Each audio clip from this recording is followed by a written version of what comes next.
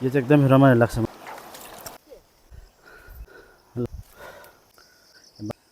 नमस्कार सबैजनालाई दर्शकबिन्दुहरू र यो चाहिँ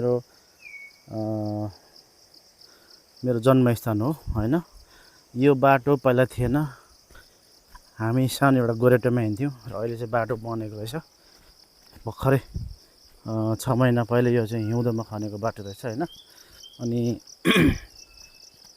यो चाहिँ मेरो पहिला जन्मभूमि भनौँ न, माटो। यहाँ चाहिँ हामी खेल्ने, हुर्किने, गोठालो गर्ने र यो जुन कोसी छ, यो कोसीमा चाहिँ हामी पौडी खेल्थ्यौँ र अहिले चाहिँ यहाँ पुल लागेको रहेछ है। एकदम खुसीको खबर चाहिँ यो पुल लागेको रहेछ र अहिले हामी चाहिँ तुरुन्तै यो पुलदेखि हामी जान सक्छौँ पारी। अनि यो पारी गाउँ, यो चाहिँ हाम्रो बचपनदेखि नै हामी खेल्ने ठाउँ हो यो हैन। यो पारी चाहिँ यो सानो एउटा नदी छ, यो नदी छ, यो कोसीमा चाहिँ हामी पौडेर हामी जान्थ्यौँ पारी हैन। यो बाँस पनि तल राखिरहेछ। त्यसले गर्दाखेरि म चाहिँ मेरो घर आउँदैछु र यो मेरो जन्मस्थान यही हो, यही ठाउँ हो मेरो हैन।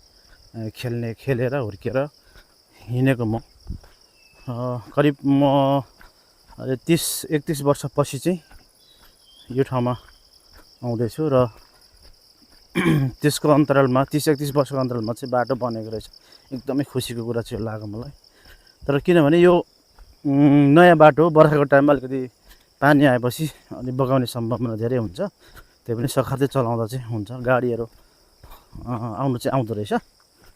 अनि त्यसले गर्दाखेरि यहाँ हामी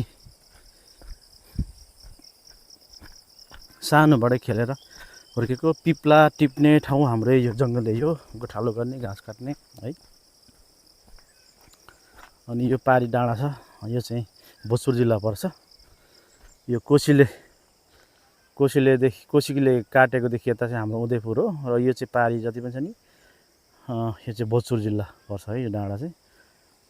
अनि यस्तो ठाउँमा चाहिँ म जन्मेर हुर्केको थिएँ र अहिले म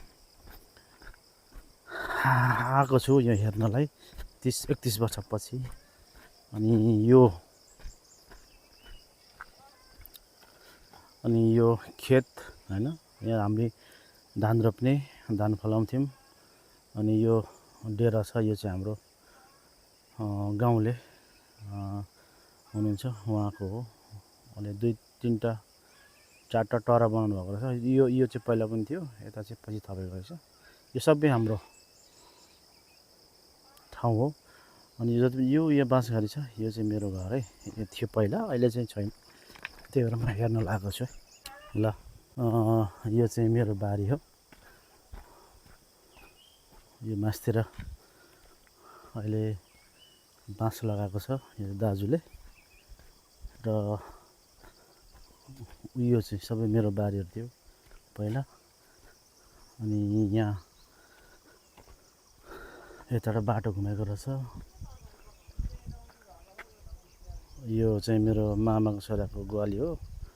अनि यो चाहिँ मेरो जग्गा पर्छ र यहाँ चाहिँ मेरो भेनाले बाख्राहरू पाल्नु भएको थियो पहिला, अहिले चाहिँ छैन। ठक्कै बाटो मेरै जग्गाबाट आएको रहेछ। अनि यो मासतिर जग्गा अहिले त पुरै जङ्गलै भएछ त हो। मेरो जन्मस्थान यही हो।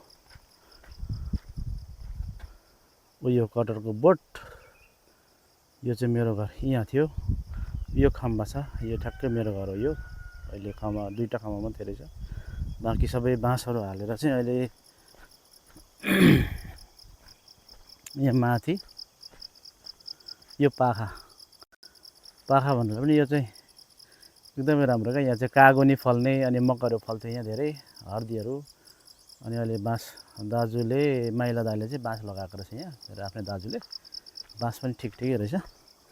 तर अनि यो के गर्नु, आफू जन्मेको स्थान रमाइलो लाग्छ होइन।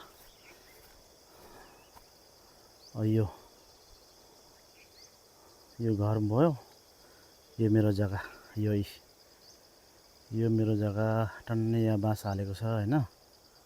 अनि यो मुनुकाको बोट रहेछ। यो मेरो घर यहाँ थियो। यो मेरो घर हो। अनि यहाँनिर टोइलेट छ। टोइलेट चाहिँ भत्काइदिएछन्।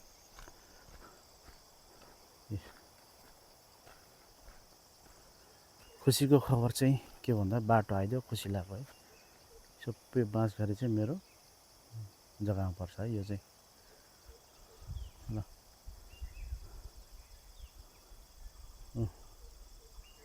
मेरो बुढी आउँदैछ अहिले पनि।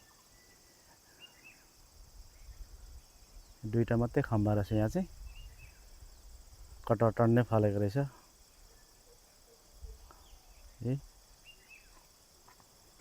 यो चाहिँ जन्मभूमि मेरो गाउँ यही हो। यस्तो छ ठाउँ।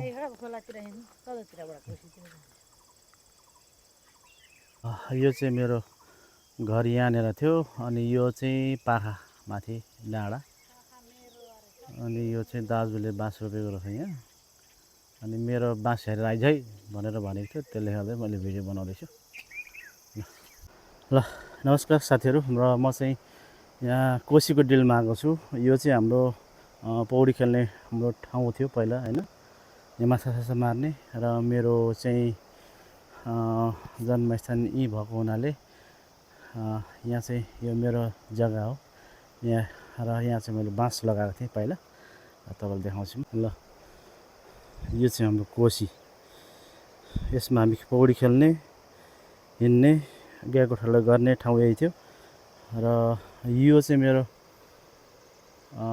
मेरो जन्मभूमि र मेरो बाबुबाजेको पुर्खै हो। यो चाहिँ हाम्रो जग्गा थियो। र यहाँ बाँस लगाएको कारणले गर्दा अहिले चाहिँ पुरै जङ्गलै देखिएको छ। यहाँदेखि यहाँसम्म छ। यो टन्नै छ बाँसहरू चाहिँ। अहिले पुरै बाँझ भएको कारणले बाँस लगाइएको थियो। र म धेरै साल पछि यहाँ आएको थिएँ र सानो एउटा भिडियो क्लिप बनाउँदैछु। र यो यता चाहिँ मेरो भेना, जुठा भेनाको यो मास्तिर पर्थ्यो। यसरी गइरहेछ। र यस्तै छ। ल यो चाहिँ मेरो पहिला पौडी खेल्ने ठाउँ हो।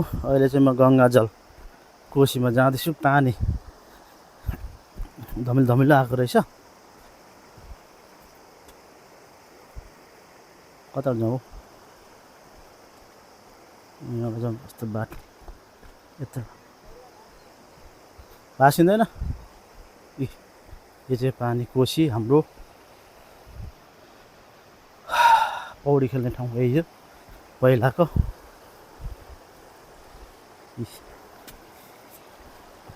यस्तो ल।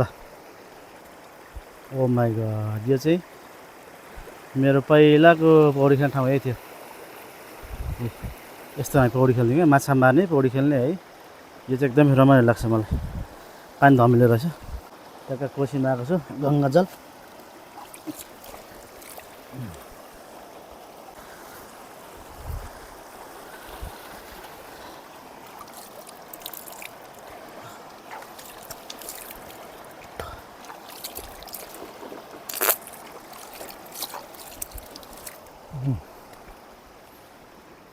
ल हामी यता जङ्गलतिर छौँ।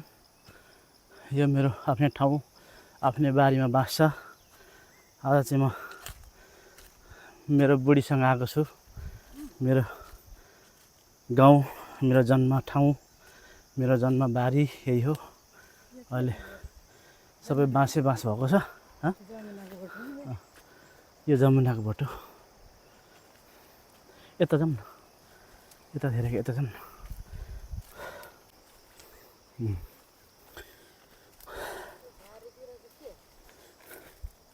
यो मेरो घर हो नि त, त्यही भएर। यही घर हो जङ्गलमा? यो मेरो घर हो।